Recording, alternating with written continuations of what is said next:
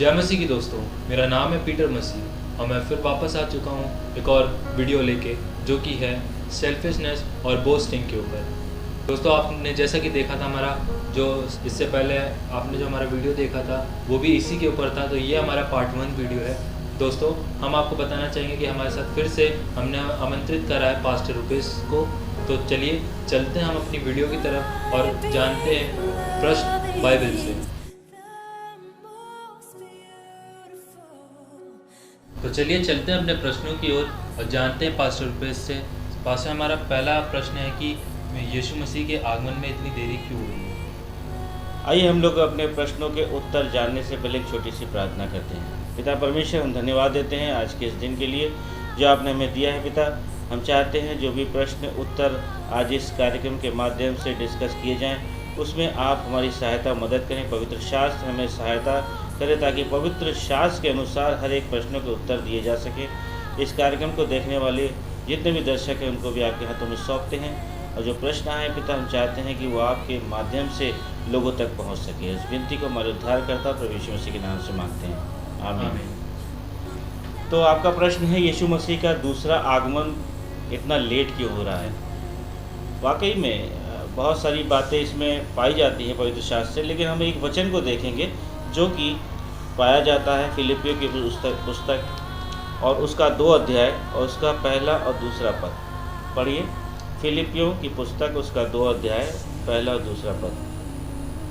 अतः यदि तुम्हें मसीह में कुछ प्रोत्साहन, प्रेम की संतावना, आत्मा की सहभागिता, प्रीति और सहानुभूति है, तो मेरा आनंद पूर्ण करने के लिए एक ही मन, एक ही प्रेम, एक ही भावना और एक ही दृष्टिकोण रखो।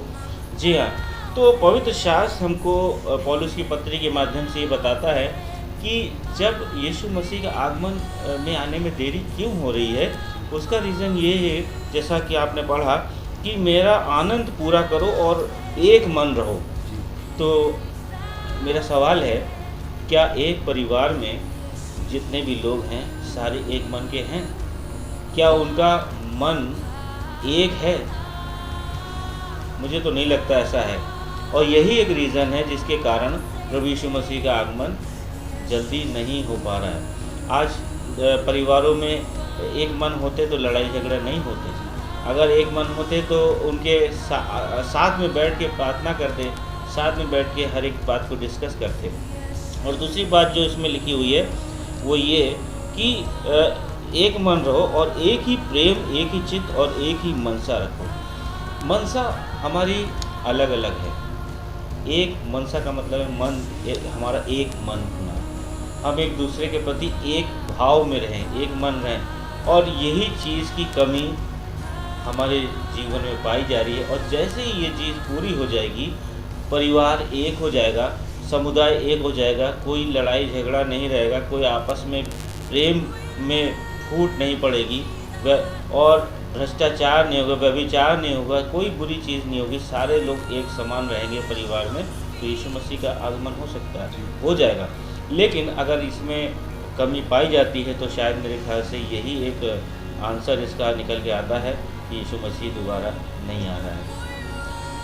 तो हमारा एक और प्रश्न आया निकल के, जो कि हम जानना चाहेंगे, जो जैसे कि इसमें लिखा है दूसरी आयत में, तो मेरा आनंद पूर्ण करने के लिए एक ही मन, एक ही प्रेम, एक ही भावना और एक ही दृष्टिकोण रखो।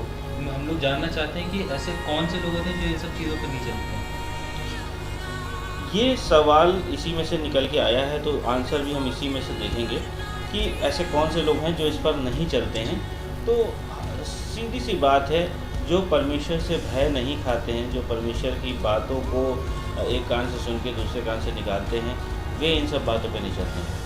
और वे चाहते हैं कि हम जो कर रहे हैं वही ठीक है, हम जो सोच रहे हैं वही ठीक है, और जो हमारा मन कर रहा है वैसा ही ठीक है। तो परिवार में यही चीज़ जो है, अगर हम प्रभु से प्रेम रखेंगे, हमारे परिवार में सबसे पहले हमको जो एक अथॉरिटी होती है वो है परमेश्वर की, जो सुप्रीम बॉडी होती है वो यीशु मसीह है, और उस यीशु मसीह को ही हमें हमेशा याद रखना है और उसी के अनुसार हमें चलते रहना है। लेकिन जब हम ये भूल जाते हैं कि हमारा जो सुप्रीमो है वो यीशु मसीह नहीं है, तो वो ऐसे लोग अपने मन को की इच्छा को पूरा करने के लिए वो सारे काम करते हैं जो नहीं करने चाहिए।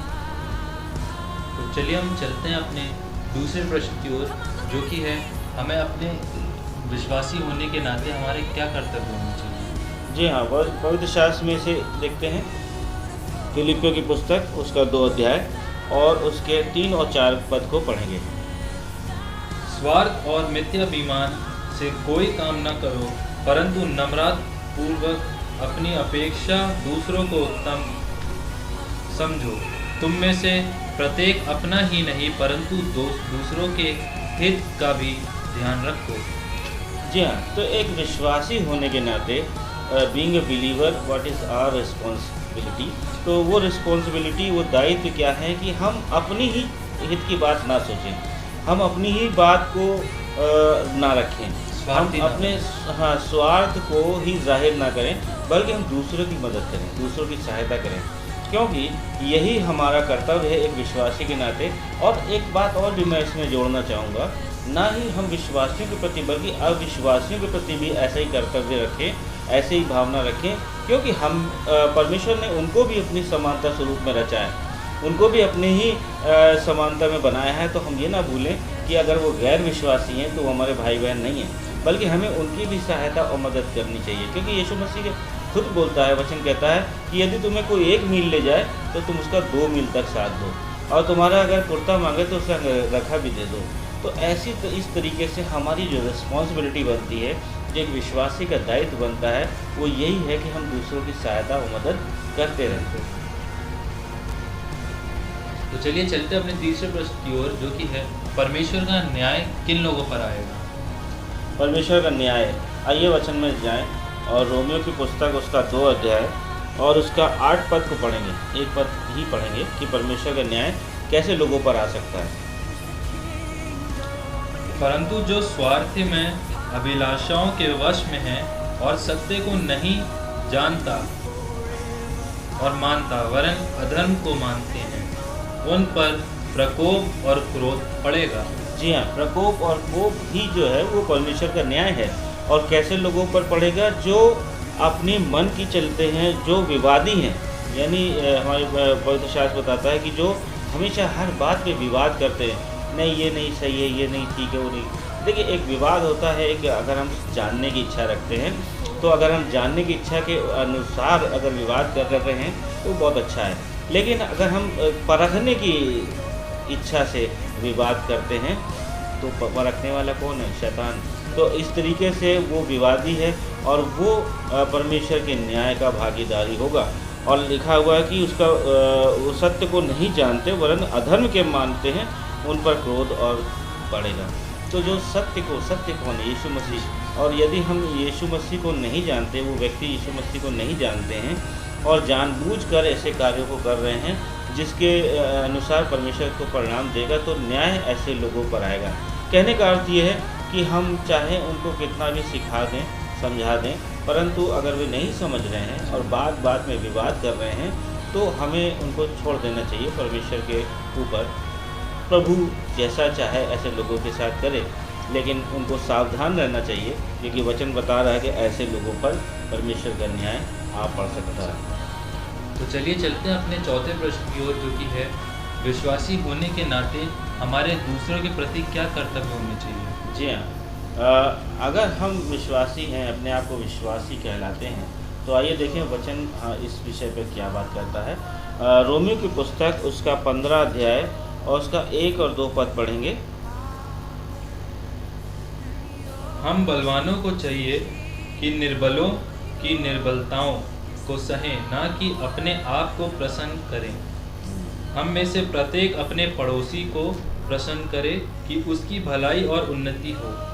जी हाँ, देखिए इसमें जो बलवान शब्द आया है, ये बलवान किस विषय में बात कर रहा है पवित्र शास्त्र? ये बलवान का विषय जो बलवान जो शब्द है वो होता है विश्वास में मजबूत लोग, विश्वासी जिसे बोलते हैं।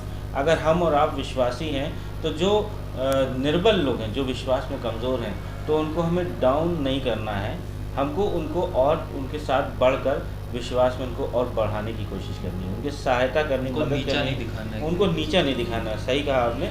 और इस तरीके से हमारा जो कर्तव्य है, एक विश्वासी का कर्तव्य है, वो होना चाहिए। और जैसे एक व्यक्ति बहुत ज़्यादा विद्वान है, वचन में बहुत ज़्यादा मजबूत है, तो वो दूसरे को नीचा ना दिखाए कि नहीं हमें सब आता है। हाँ, हो सकता है गलती सबसे होती है, तो उस बात को प्रोपोगेट नहीं करना है। आप उस बात को, उस विश्वासी को उसके अनुसार इसका जो है वो उत्तर देना चाहिए, तो उसकी सहायता और मदद करनी चाहिए। जी। तो इसी से एक प्रश्न निकल के आता है कि हम अगर विश्वासी हैं तो हमारा चरित्र होना कैसे चाहिए? जी हाँ, बहुत अच्छा सवाल है ये भी। और वचन में देखेंगे कि पौलुस के जीवन से हम सीखेंगे, पहला कुरिन्थियों उसका 9 अध्याय और उसका 22 और 23 पद। क्योंकि पौलुस क्या बता रहे हैं अपने विषय में, बोलिए। मैं निर्बलों के लिए निर्बल बना जी। कि निर्बलों की जीत लाऊं। मैं सब मनुष्य के लिए सब कुछ बना कि किसी न किसी प्रकार कुछ का उद्धार करा सकूं। ठीक है, तो यहाँ पर पौलुस लिख रहे हैं कि मैं निर्बलों के लिए निर्बल बना कि निर्बलों को खींच जी। लाऊं, और जो व्यवस्थाहीन है जी। उनके लिए मैं व्यवस्थाहीन जैसा बना ताकि उनको भी मैं खींच लेके आऊँ। जी। यूनानियों के लिए यूनानी बना, यहूदियों के लिए यहूदी बना। जी। तो वो क्या कर रहा है, अपने आप को वो दिखा रहा है। वो हम जानते हैं पौलुस का जीवन और पौलुस का चरित्र बहुत मजबूत था। हाँ, वो काफ़ी विद्वान था, लेकिन वो बहस में कभी नहीं पड़ता था, और वो सीधे जाके जो कमज़ोर हैं उनके साथ कमज़ोर बना ताकि उन कमज़ोरों को खींच लाओ। तो हमारा और आपका चरित्र जो विश्वासी हैं ऐसे ही होना चाहिए, ताकि हम दूसरों का ठट्ठा ना करें, किसी का मजाक ना उड़ाएं, परंतु हम उसके समान बनकर ऐसे प्रभु में उनको लेकर आ जाएं। तो आशा करते हैं आप सभी को आपके प्रश्नों के उत्तर मिल गए होंगे। अगर आप भी चाहते हैं कि आपके प्रश्नों के उत्तर दिए जाएं तो आप नीचे कमेंट बॉक्स में हमें क्वेश्चन डाल सकते हैं ताकि हम सबका आंसर आपको पवित्र बाइबल से दे सकें। सो चलते हैं, मिलते हैं आपसे नेक्स्ट वीडियो में। जय मसीह की। जय मसीह।